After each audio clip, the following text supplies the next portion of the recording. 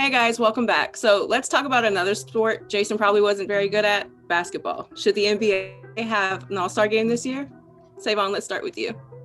I of course would love to see an All-Star game this year, but it's only if they can do it in the safest possible manner. If they were going to do a whole bubble situation, which I doubt they are, I would be like, yeah, let's do the All-Star game. But the All-Star game is all about the fans at the end of the day. So if you can't have the fans, it's really an All-Star game. So I feel like until it's safe to do it with everybody, it should be postponed. Of course, I want to see all the dunk contests and all that stuff. I was very displeased with the Madden Pro Bowl this year. Like, of course, I would love to see the players together, but at the end of the day, it's about the safety of the people. So if they can do it in a safe way, I'm all for. But if not, I feel like we can go without it. But it's gonna be hard, but we can definitely go without it. So, first of all, I am a very decent basketball player, and I will take both of your ankles with me. Say like you just fall, but it's okay. Right. You probably the NFL is gonna call, and you're gonna have to be like, "Well, I gotta call Dr. Nichols back because I gotta get my ankles."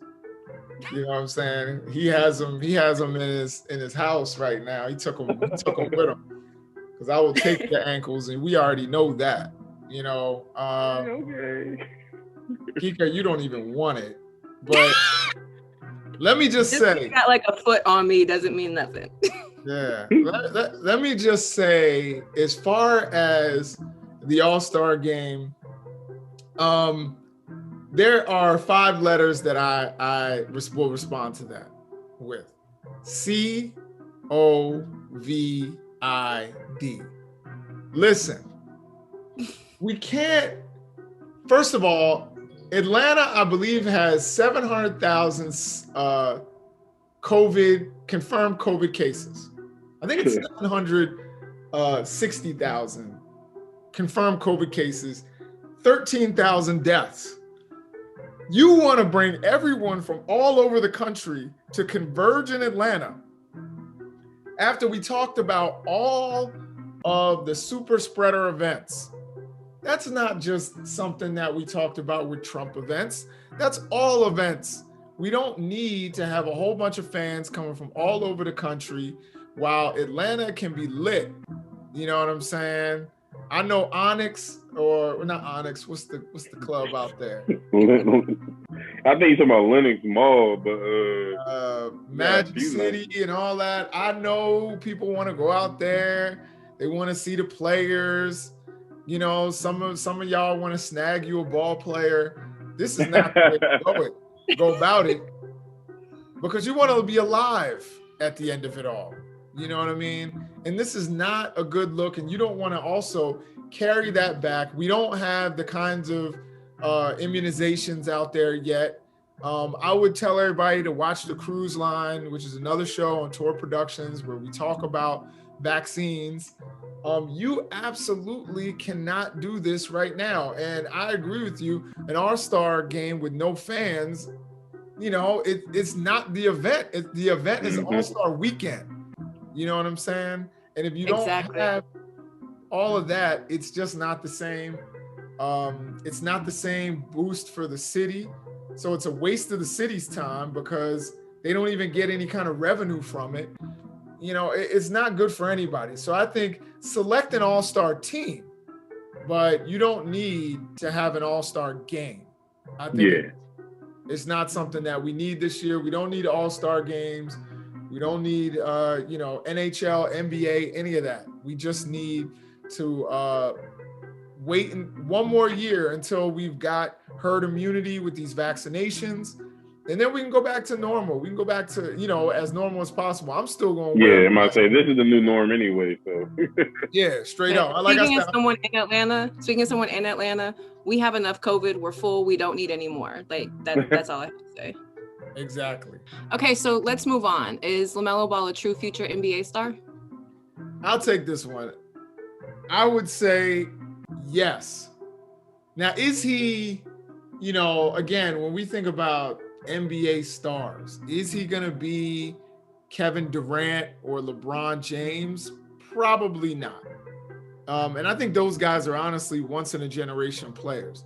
But can he be excuse me, can he be like a, Russell Westbrook or a Bradley Beal or, one of these guys who contributes on a really high level to a team and is their number one player? I think absolutely. I mean, and the way he's grown and the way his game has grown, both, physically and just his ability to play the game is unbelievable. I remember when he was a 5'10", like 8th grader, and I remember his dad was like, he's going to be like 6'8", 6'9". And I remember I laughed. I was like, look at he's 5'10" in like 8th grade. I was like 6 foot in 8th grade. And comes out, turns out, a few years later, you turn around, dude is 6'7", 6'8". He's got that funny jumper, but, he makes it. makes it, and he's showing he had his first 30-point game recently. He's showing he can really play this game, and he has the confidence and the swagger. And I think, Savon will agree, that's what separates, good players at a top level from great players. Yeah. Is they don't question themselves. You know what I mean? That was my whole point that I was going to go with the conversation. Lamelo Ball, the first thing you think when you think of a star, personality. He has it all. He has the intangibles to play basketball. He got the skill set, the crazy flashy shots, the flashy he's doing it in his rookie year. And wasn't he the youngest person to get a triple-double in NBA history recently? Yeah. So he definitely has the makings and everything you need to be an NBA star. So I do agree with you. I know this show is supposed to be about arguing back and forth, but sometimes we will agree, people, because some things are just facts. And LaMelo Ball will be a star if he continue on the path that he's on. And we got to highlight his dad real quick too. LeVar may be an outlandish, outrageous, speak what's on his mind guy, but he said his son's going to be great. All of his sons are doing what they said. At the end of the day, he falls into the dad ranks of the Venus and Serena dads and Tiger Woods dads now because everything he said comes to fruition. They called him crazy, but look at it now. Like you said, you didn't really believe his dad when he said he's going to be 6'8", but look, what? Yeah. The LaMelo Ball is a point forward, basically, but with everything a point guard has. If he builds his frame a little more, I see him being a great player, but he's definitely going to be a star. I got to say, you got to feel a little bit for LiAngelo. Yeah. Because it was like, he's the one that didn't make it. I mean, Lonzo is somebody who is a solid role player in the NBA. LaMelo is going to be a star, and LiAngelo is a model, or something. LiAngelo is going to go down as the one who ruined his own career. Stealing socks in China. And one of the wildest places you can ever do anything wrong as a person. But the thing too, socks. The thing too with that situation was his father handled it the wrong way for him. It was the right way for LaMelo, but LiAngelo should have gone to college. He should have stayed in college, and developed at UCLA. But I think the school kicked him out after what happened, though, didn't they? I thought it was that his father withdrew him, but probably a little bit of both. Even if they kicked him out, some other school would have picked him up. Very much so. And he would. It's crazy because LeVar, you literally used to say LiAngelo was the best one out of all the boys. He used to give LiAngelo that praise. Yeah. But now look what happened. They say LiAngelo is the best shooter. Has the size. Yeah. But he had like the frame and everything. Yeah. But we may never know. Played football. He probably should have been a tight end. He could have been. But sometimes football players can play basketball, but basketball players can't always play football. Let's say it like that. But then again, you always get your Tony Gonzalez's and a couple other guys. Like Julius Peppers, who played basketball and football at UNC. Yeah, I remember Julius Peppers when he was in college. I really think that if you have some, first of all, if you have a kid, and this is a lot of people are gonna get mad because we do a lot of football analysis on this show. But a lot of people are gonna be mad. But my son, if he has talent, athletic talent, I'm gonna be like, play baseball. You know what I mean? Football, there's not a lot of money in it. The contracts aren't guaranteed. Coming from a football player, guys. Like, yo, play baseball. And you see a lot of former football players are figuring that out. I think I was seeing, Tim Tebow's trying to play baseball. What was the kid? Christian Hackenberg. Christian Hackenberg's trying to play baseball. A lot of these dudes realize, man, baseball has the money and no hits, and you can play it for longevity. Yeah, 20 years. Only thing you worry about is the shoulders getting messed up, but that's nothing compared to what happening in football. Yeah, football, you get your shoulders, head, shoulders, knees, and toes. Basically. All right, so I have one more question I want to discuss before we wrap up the show for the day. Late, great Kobe Bryant. Does he belong in the GOAT conversation? Who wants to go first? First of all, that shouldn't even be a question. Is Kobe Bean Bryant going to be in the GOAT? What? In the GOAT conversation? He is the GOAT conversation. He is the comparison. Not saying he's better than Jordan or LeBron, but the GOAT conversation is surrounded by those three guys. You may hear Wilt Chamberlain here and there, but that's from the older people that want to give respect to that type of basketball that was played back in the day. That, you boys nowadays couldn't play my basketball type of game. But you got to realize Kobe played in almost all those same generations. Kobe played through all of that. LeBron got a taste of it when his rookie year, when basketball was so grimy and all that stuff.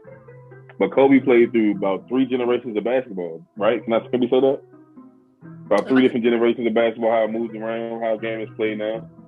Yeah, I would say 2, but yeah, you can go with 3. Yeah, because right now it's all about shooting. Even the big men shooting threes. Then for the middle period, it's probably like running gun. Everybody trying to be fast paced. Now it's more so small ball, but back in the day, everybody needed a center. Now you don't even need a center anymore. Mm-hmm. Yeah. But we talking about Kobe though. Kobe. Kobe, you shoot a piece of trash in the trash can, man. You saying Kobe. You're not saying Bron. You're not saying MJ. You say MJ fadeaway in a rap song. But people, Kobe forever.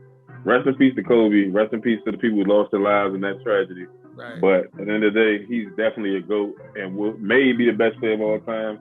But I'm going to leave that for the debate of the fans. I'm not going to put too much into that because I'm team LeBron. But Kobe is definitely in the GOAT conversation, if not the GOAT conversation. So this is a tough one because, Erica, this is one of those questions where I'm like, damn, you had to ask this one. Because I like Kobe.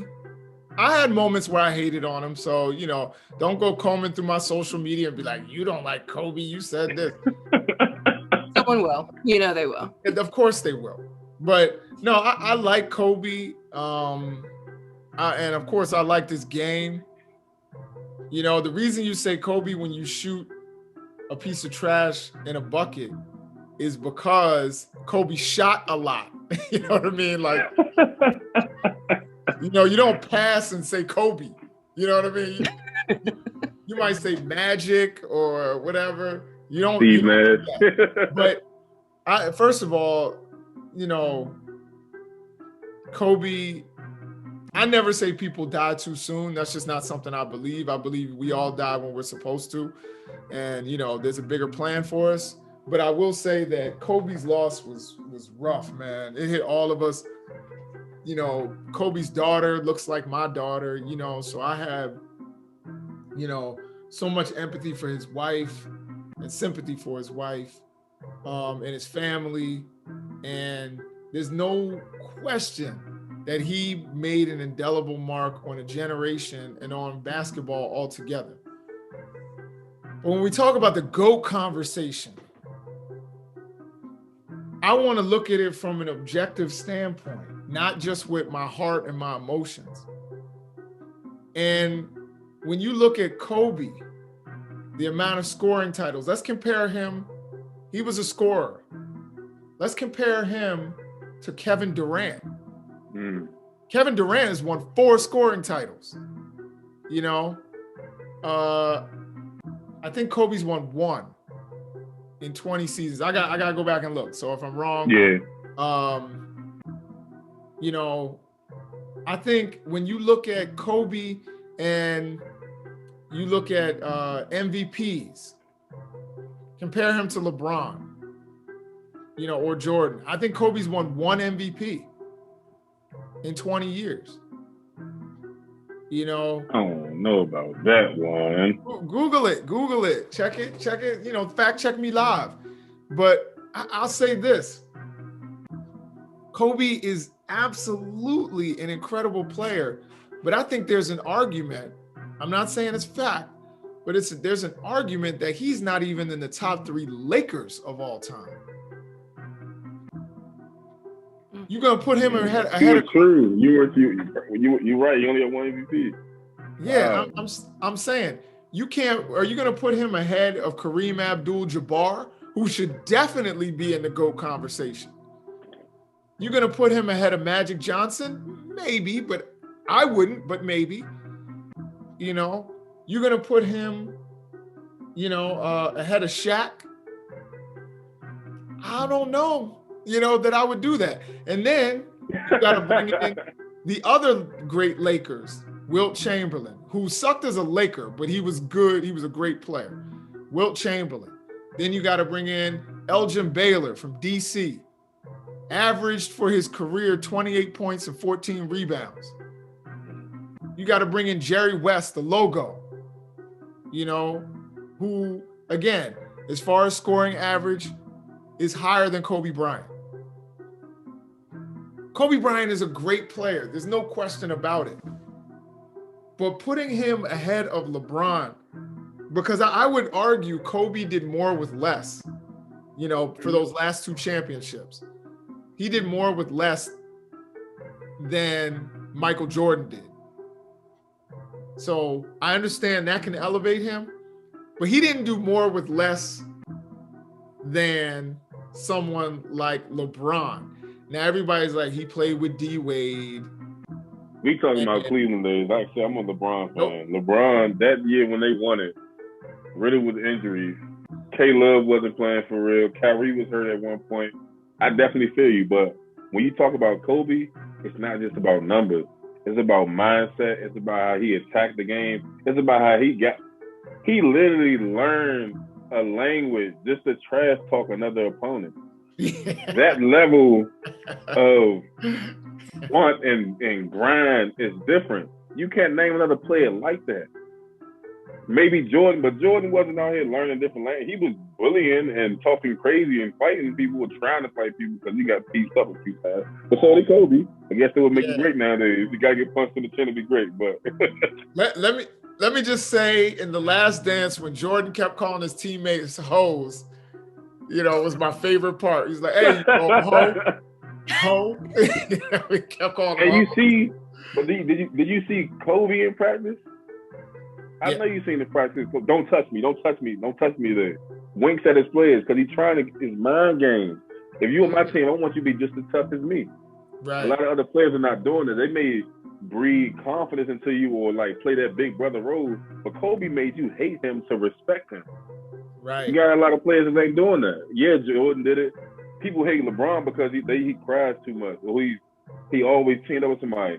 They hated Kobe because of Kobe.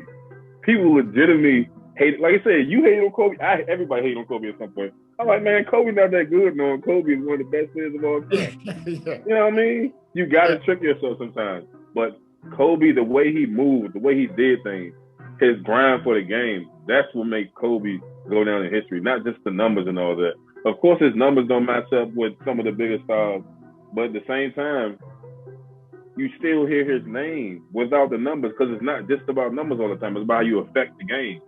And he definitely affected the whole league. Even coming in as a rookie. Yo, there's no question that Kobe is one of the greats. You know, I was talking to somebody, you know, Larry Bird, Kobe, I think that they're all like one step away from GOAT status. You know, Larry Bird, Kobe, Dr. J, you know, Elgin Baylor, like all of those dudes, or Bill Russell could be in the GOAT conversation. Mm-hmm. You know, 6'9" center. Yeah, I mean, and blocking shots all over the place. Like, and the way he blocked shots was scientific. The way he thought about his method too. So he changed the game with defense. Pop it up in the air so he could catch it. Mm-hmm. He said, "Why block it out of bounds when you can rebound it and block it at the same time?" Yeah, but the thing is, my thing is, again, when you block it out of bounds, it's a mind game. You know what I'm saying? Like, you have somebody, when they block a ball up in the air, like, that doesn't affect my mind the way it does if you throw it, you know? Like, think about Shaq and Dwight in their prime, how they was beating the ball into the 10th row. Right. Or Shaq blocking the shot so hard it almost caused a power outage, things like that. Yeah, see, to me, it's the dominance. You know, it's like laying it up on you versus dunking it on you. If I lay it up, I still get 2 points. But if I dunk it on you, I took your dignity with it. You know what I mean? Like, I took something from you. You know. But literally everything you're saying right now just described Kobe, though. No, you're right. You're right. He wanted to get in your head, in a way that was different. But I still think when you look at GOAT status, we have, you know, decades and decades of basketball, thousands and thousands of players. There's a couple that stand above the rest. There's a lot of greats, but LeBron James, you know, people hate on him because he was supposed to be great since 8th grade. Mm-hmm. But LeBron James, you know, when you look at Michael Jordan, you know, there's a nostalgia for Jordan. And, you know, of course, you know, I would put the third person I would put in there is Kareem Abdul-Jabbar, who I think there is a bias towards, you know, guards, and we don't consider center. Yeah. But I can tell you at that time, from the 70s to the early 80s, Kareem Abdul-Jabbar had as much an effect on the game as any guard. You know, the game was different, you know what I mean? So he had the big effect on the game the way the guards did, you know, post. But the whole pull on, like, talking about guys like that is like, who were they playing? Like, you look back at the film, that black and white film, you see how they was basically dribbling the ball in circles. And it's like, it's the game was just so different. Like, that's it for us here on the Sports Place. Please subscribe and like or dislike, and go in on us in the comments. We love it. We love to hear from you. We love the argument. We love the discussion, because if you love sports and you love sports debates and you love to involve yourself in sports debates, we will answer your comment right down there below. This is the place for you.